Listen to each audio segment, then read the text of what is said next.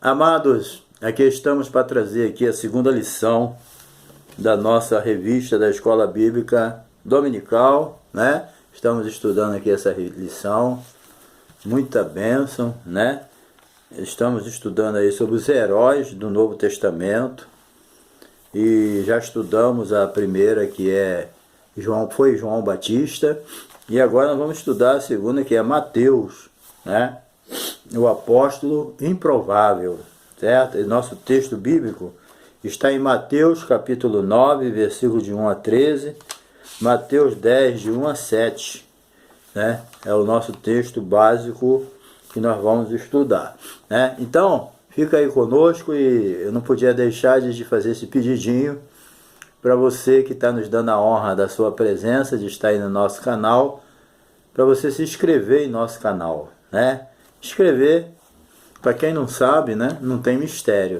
Do lado direito aí desse vídeo aí que você está assistindo, tem a palavra inscrever. Aí tu dá um toquinho ali, você vai estar inscrito. Vai mudar de inscrever para inscrito, tá? Então dá um toquinho aí e você vai estar inscrito no nosso canal, e você vai estar nos ajudando a continuar ministrando a palavra de Deus no YouTube, né? Porque se a gente não tiver inscrito, não tiver like, não tiver nada disso, o YouTube vai jogando a gente lá para trás, né? A gente nem aparece. Então a gente precisa do teu like, precisa da tua inscrição, tá bom? Então coopera aí com a gente. Temos mais de 300 vídeos aí para você assistir.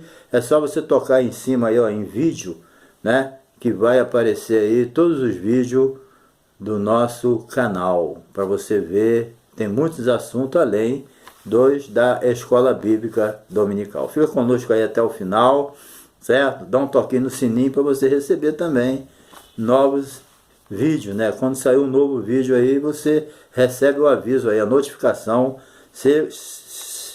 Ela vai chegar lá, né? No teu canal lá, vai chegar lá no teu celular, tá bom? Deus te abençoe e fica com a gente aí, tá bom? Bem, então vamos lá. O título da nossa lição de hoje, eu vou repetir, é Mateus, o apóstolo improvável, né? Nós estamos estudando os heróis do Novo Testamento. Bem, os escritores dos evangelhos, eles utilizaram dois nomes, né, para fazer referência ao apóstolo Mateus, certo? Nós vamos estudar algo muito interessante a respeito desse homem que atendeu imediatamente a chamada de Deus na vida dele, né? Isso aí é que é importante. Nós encontramos aqui nos relatos bíblicos 5 citações ao nome de Mateus, né? Está lá em Mateus 9:9, Mateus 10:3, Marcos 3:18, Atos 1:13. Então, nós vemos aqui também duas ao de Levi. Primeiro o nome de Mateus e o nome de Levi. Tem Marcos 2 e Lucas 5, certo? Mateus, ele era chamado também de Levi. Nós vamos ver no decorrer da lição aí como é que funcionava isso, né? Ele era Mateus ou era Levi? Vamos ver, né? Então, isso aí é que é importante. Ele estava ali, né, naquele lugarzinho, sentadinho, na coletoria, e de repente alguém passou ali e chamou ele. Quem? Jesus. E ali ele começou uma nova etapa da sua vida, né? Um homem que foi promovido de funcionário público, de cobrador de impostos, a servo de Jesus. Apóstolo. Ele foi um dos 12 apóstolos de Jesus Cristo. Olha que honra, né? Se ele, por exemplo, permanecesse como cobrador de imposto, ele seria mais um, né? Mais um cobrador de imposto, e ninguém ia saber quem era ele. Mas como ele veio para o colégio apostólico, ainda teve a honra de ser usado por Deus para escrever o livro que leva o seu nome, né? O Evangelho de Mateus. Então, esse homem aí foi promovido mesmo de uma forma maravilhosa, né? Maravilhosa. Então, uma coisa importante aqui, ele escrevendo aos judeus, né, ele colocou aqui muitas profecias do Velho Testamento para corroborar essas situações. Aqui nós vemos aqui 5 citações de Mateus, com o nome Mateus, e 2 citações com o nome de Levi, né? Mateus ou Levi, não importa, ele era um cobrador de imposto, né? Ou de imposto, certo? E outra coisa também que comprova aí, né, essa situação é que ele comprova pelas profecias que Jesus era o Messias. Por que ele cita no seu Evangelho de Mateus, ele cita tantas profecias do Velho Testamento? É lógico que os judeus jamais iriam aceitar algo que não tivesse fundamento no Velho Testamento. Né, os romanos, né, os gentios lá, os gregos, eles poderiam aceitar qualquer coisa, mas os judeus, eles só aceitariam algo se tivesse fundamento no Velho Testamento. E toda vez que o Mateus faz uma citação, ele procura corroborar ela com uma profecia do Velho Testamento, com um fato que aconteceu no Velho Testamento. Igual nós pregamos hoje. Quando nós vamos pregar a palavra, né, nós temos que comprovar biblicamente o que nós estamos pregando. Né? Você está pregando uma mensagem, você lê um texto para corroborar aquilo que você está pregando, então você tem que ler. E Mateus fazia isso com os judeus. Senão os judeus jamais iam aceitar qualquer argumento, né, sobre o Messias principalmente, que não tivesse como fundamento o Velho Testamento, certo? Então isso aí é muito importante, é por isso que o Evangelho de Mateus é cheio de citações do Antigo Testamento, porque senão os judeus não aceitariam, certo? Então é isso que a gente tem que entender. Então, Mateus, número 1, Mateus o homem. Era comum entre os judeus adotassem 2 nomes, né? Um hebraico e outro grego, certo? No entanto, Mateus e Levi são de origem semítica. Dentre muitas possibilidades para esse fato, consideramos 2. Mateus e Levi sendo de origem semítica, certo? Vocês vejam também que Jesus chamou Pedro de Cefas, né? Cefas, Pedro, né? Então, quer dizer, era comum as pessoas terem 2 nomes no período bíblico. Isso aí era comum, tá bom? Então, evidências bíblicas. Uma vez que apenas 7 trechos do Novo Testamento oferecem informações a respeito da identidade do Evangelho, vamos analisar aqui as evidências. No Evangelho de Mateus, Jesus chama Mateus, o cobrador de imposto, para segui-lo. Em seguida, Cristo e seus discípulos fazem uma refeição junto com esse publicano, e ele, ao ser chamado por Jesus, no outro dia ele seguiu, né? Ele estava lá cobrando o imposto dele. Quando Jesus falou, segue-me, ele largou tudo e seguiu a Jesus. Eu não entendo bem se ele largou tudo, se ele entregou para alguém. Eu sei que ele saiu fora dali e acompanhou o chamado de Jesus. No outro dia, ele fez uma festança. Eu não sei se foi de despedida, né? Ou se foi para dar uma moral, para fazer conhecido o que ele fez. Né? Eu sei que a Bíblia diz que tinha muito publicano, tinha muito pecador. Né? Ele fez uma festa, né, digna de Jesus estar presente, certo? Mas só que os que estavam presentes, os líderes religiosos não aceitavam Jesus estar ali no meio daqueles homens, porque os cobradores de impostos eram odiados pelos judeus, né? Nós vamos ver mais para frente. Então, Jesus aqui, ele no Evangelho de Mateus, certo? Jesus chama Mateus cobrador de imposto. Aqui, no Evangelho de Marcos, Jesus chama Levi, filho de Alfeu, para servi-lo, entendeu? E segui-lo. Ele e os seus discípulos comem em casa de Levi, né? Levi fez aquele banquete na casa dele, certo? Com a presença de Jesus. E no Evangelho de Lucas, também ele é chamado de Levi, ok? E no livro de Atos, ali, ele é chamado de Mateus, mas ali encerra. A Bíblia não fala mais nada a partir de Atos dos Apóstolos, certo? Ali no capítulo 1, versículo 13, é a última palavra mencionada ao apóstolo Mateus. A partir dali, a Bíblia não toca mais no nome dele, certo? Bem, número 2 aqui, a família de Mateus. Tudo que o texto bíblico aqui menciona a respeito dos familiares de Mateus é que ele era filho de Alfeu, certo? Então, e também a Bíblia apresenta Tiago como filho de Alfeu. Acredita-se que esse aí, o Alfeu, o pai do Mateus, não é o mesmo Alfeu, pai de Tiago. Entendeu? Acredita-se que é outro Alfeu, certo? E é bem provável mesmo, porque antigamente tinha muito João, tinha muito pessoas com o mesmo nome, né? Por isso, quando alguém tinha um nome, sempre citava o nome do pai para poder fazer a diferença. Porque senão ninguém sabia. O João, qual João? O João, filho de fulano de tal, né? João de tal lugar, para poder identificar aquele João, porque era muito João. Então, filho de Alfeu tinha muitos, né? Então, eu acredito que o nosso amado Mateus não era irmão de Tiago, certo? Porque os dois tinham o nome do mesmo pai. O nome era igual. O mesmo pai de Tiago, Alfeu, era o mesmo nome do pai de Mateus. Mas eu acredito que eles não tinham parentesco não, tá bom? Então, isso aí é uma coisa definida, ok? Bem, vamos lá. O ofício de Mateus. Bem, voltando ao assunto. Mateus era um funcionário do governo, funcionário público, né?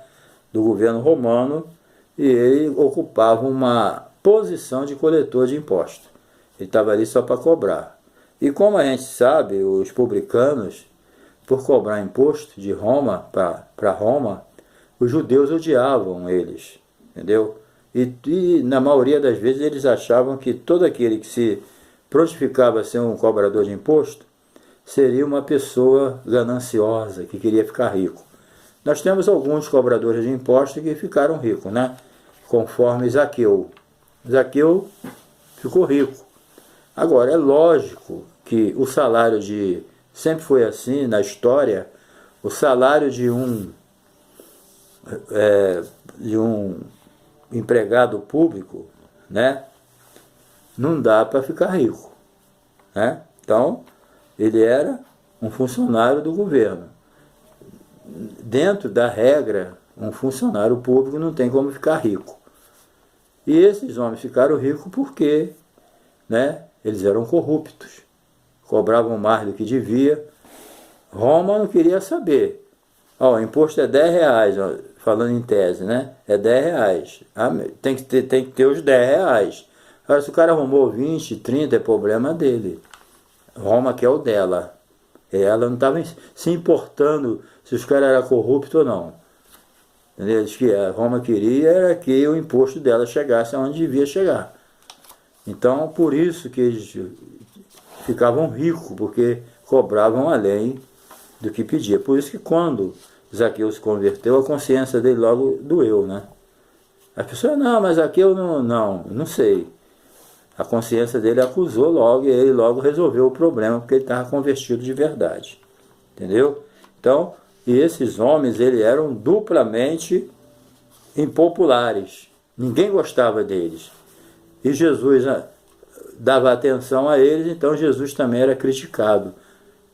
Jesus era chamado, né, de comedor, beberrão, comelão, né? Jesus era chamado de comelão e bebedor de vinho.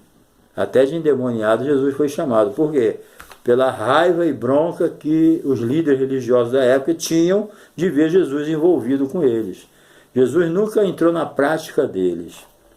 Jesus era uma luz que estava ali alumiando para mostrar o caminho da salvação. Ele mesmo falou, olha, os sãos não precisam de médico. Quem precisa de médico é doente. E esses cobradores aqui de impostos estão tudo doentes espiritualmente e eles precisam da salvação. E a Bíblia diz que multidões deles seguiram a Jesus. Era isso que Jesus queria. Jesus não estava ali interessado em comer nada, certo? Quando falaram para Jesus uma vez, Jesus, come. Ele falou, não, uma comida eu tenho para comer que vocês não conhecem. Aí alguém pensou, será que ele trouxe comida? Ele falou, a comida que eu tenho para comer é essa, é fazer a vontade de meu Pai e realizar a sua obra. Então o que alimentava Jesus mesmo era fazer a obra de Deus, a obra do Pai, que era a obra dele mesmo, é levar as pessoas à salvação, ao conhecimento da verdade. Conhecereis a verdade e a verdade vos libertará. Esse que era o alimento de Jesus, mais nada, entendeu? Vamos ver aqui a hospitalidade de Mateus. O publicano entrou em sua casa, vários colegas de trabalho e outras pessoas de má fama, né, para uma refeição que ele dedicaria ao Senhor Jesus, entendeu? Então Mateus expressou publicamente a sua devoção à pessoa de Jesus. É como ele dissesse assim: olha, a partir de hoje eu não sou mais cobrador de imposto, a partir de hoje eu vou seguir Jesus. Ele me chamou, falou para me seguir ele, e hoje eu estou abandonando a coletoria, não quero mais saber disso, agora eu vou seguir a Jesus. Tá bom? Aí ele fez aquele almoço, aquela despedida, ele deve ter se pronunciado, né? Falado o que devia ter falado e levado e mostrar para o povo que aquilo ali era uma devoção ao Senhor Jesus, que escolheu ele para ser o seu apóstolo, né? Então isso aí foi uma coisa muito boa que Mateus fez, certo?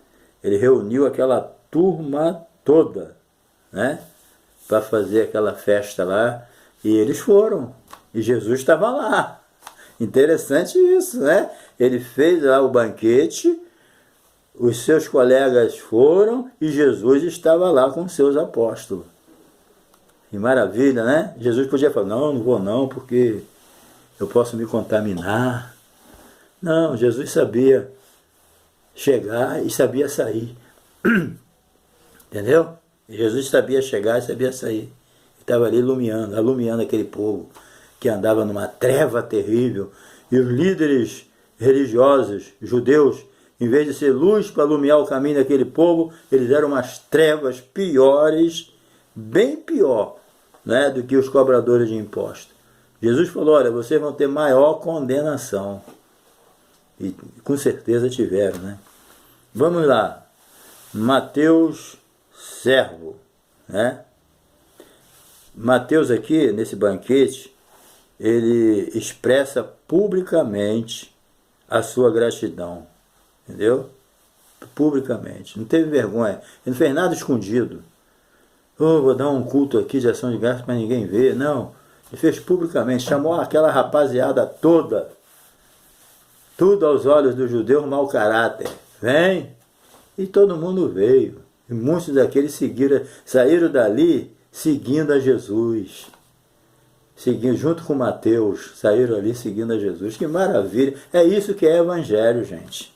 O evangelho é isso, é o verdadeiro evangelho, que bota o dedo na ferida do pecador, mas ama ele, quer ver ele salvo, quer ver ele liberto. Que lição que Jesus dá para a gente. Chama um pecador desprezado pela nata religiosa de Israel, certo? E depois ainda vai na casa dele, ele dá um banquete, convida todos os seus amigos no ver do judaísmo mau caráter.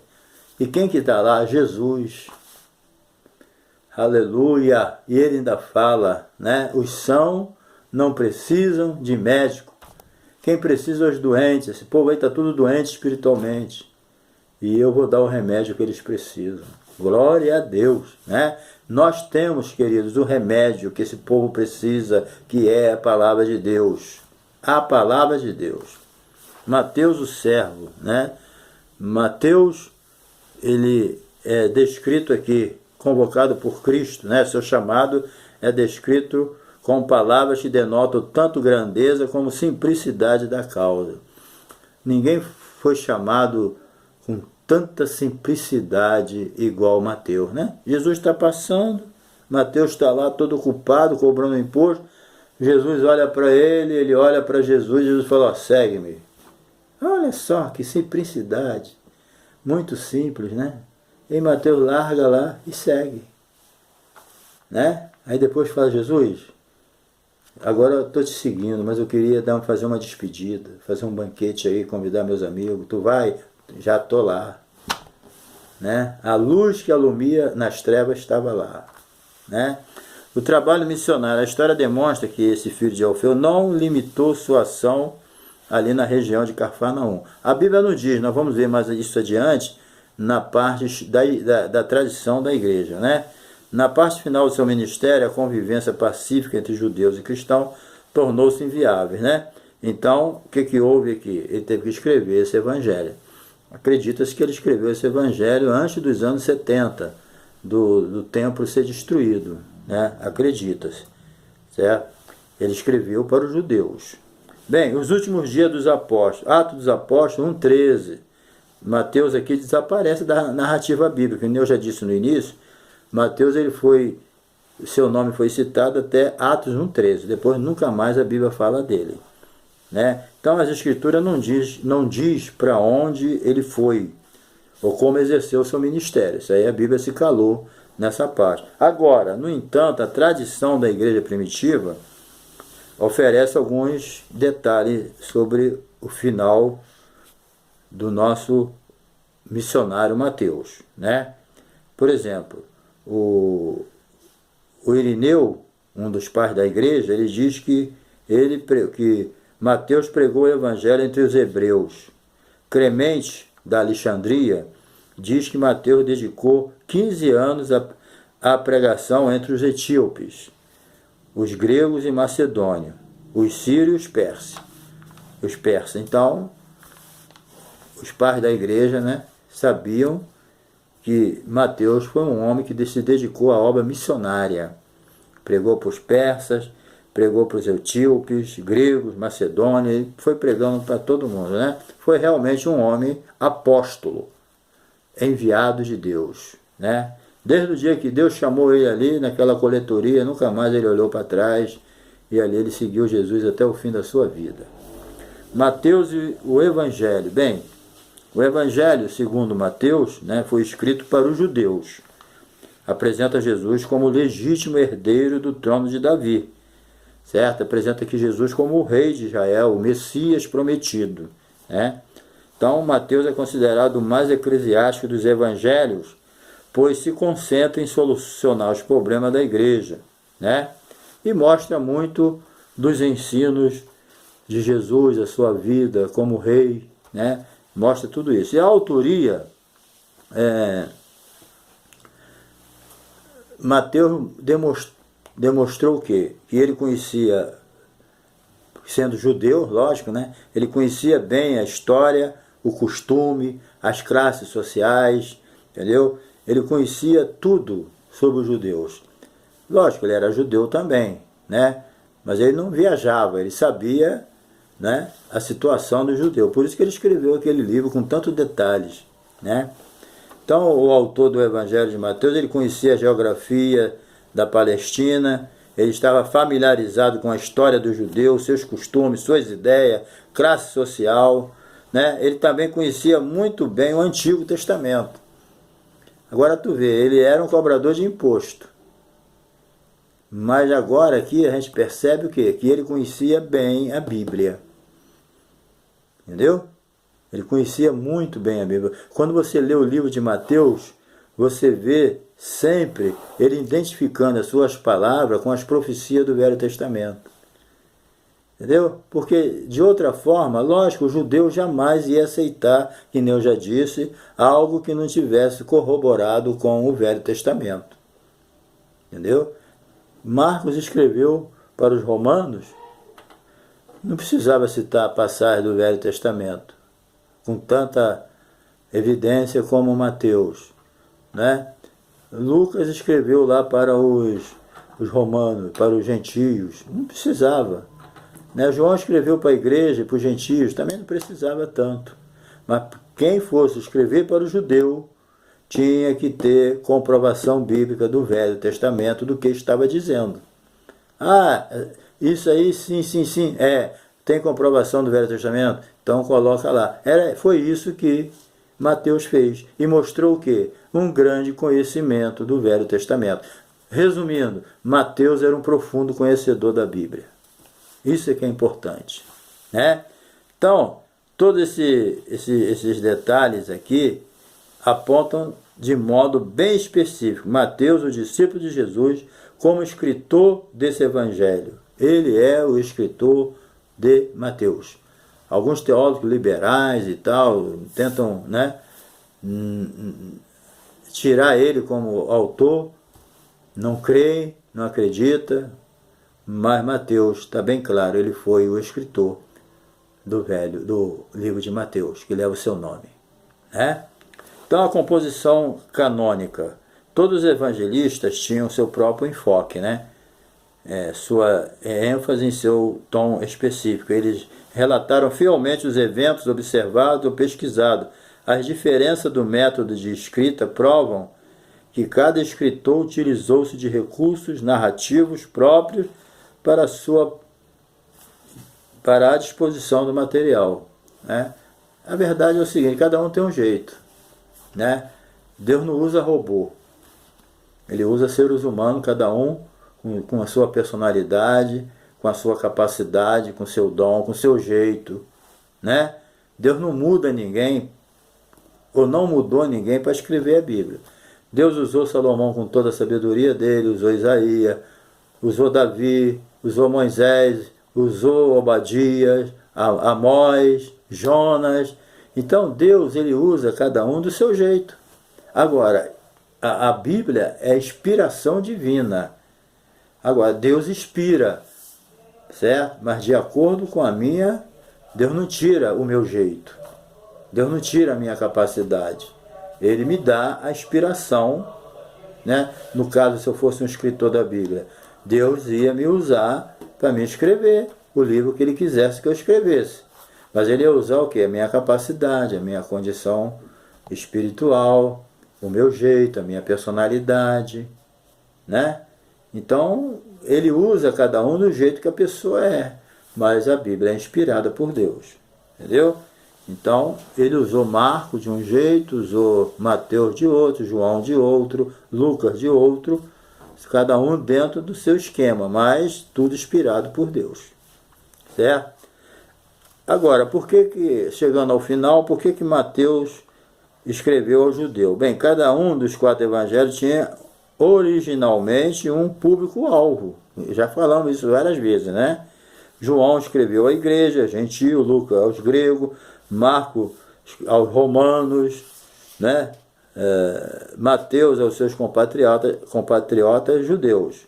Então, a análise das expectativas do povo judeu, a época de Jesus, permite-nos reconhecer o propósito de Mateus ao escrever seu evangelho. Então, o propósito era esse mesmo: evidenciar que Jesus era o Messias.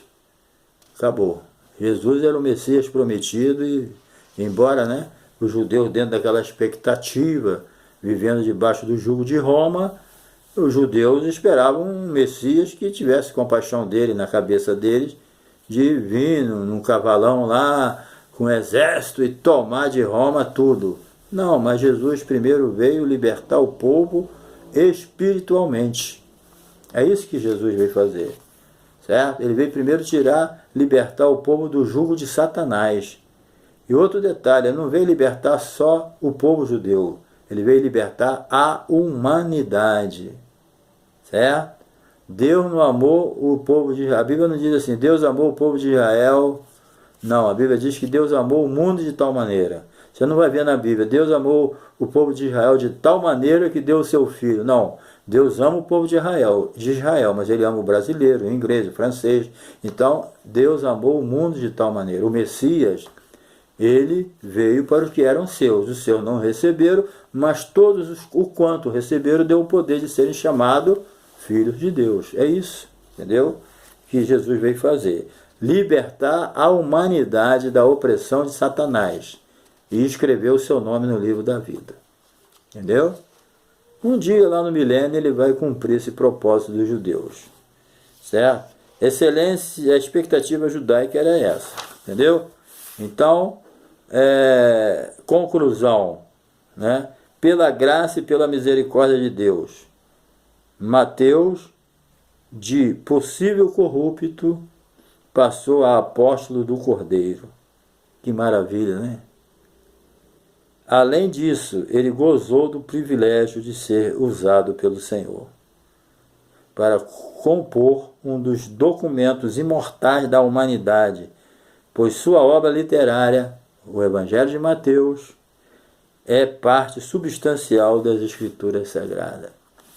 Jesus foi lá no ninho do diabo e buscou Levi, o Mateus, para ser seu apóstolo, e escreveu um dos livros mais abençoados que esse planeta Terra já viu, que é o livro de Mateus, o Evangelho. Então, querido, que Deus te abençoe, tá? Que a graça de Deus te alcance da mesma forma que alcançou Mateus. E aqueles que já foram alcançados como nós por essa graça, que jamais a gente venha decepcionar o Senhor, mas que a gente possa fazer como Levi ou Mateus fez. Honrou essa chamada até o fim da sua vida, né? Até o fim da sua vida. Aí eu termino com esse título aqui, certo? Mateus, o apóstolo improvável. Aos olhos humanos, eu duvido que um líder ia sair e lá numa coletoria chamar Mateus para ser seu apóstolo. Eu jamais poderia imaginar alguém fazer isso a não ser Jesus, porque a graça de Deus se manifestou salvadora a todos os homens. Então, querido, que Deus te abençoe e até a próxima lição. E não se esqueça de dar um toquinho aí na palavra inscrever, se inscrever no meu canal, dar o seu like, compartilhar, nos ajudando a continuar divulgando a palavra de Deus. Um abraço.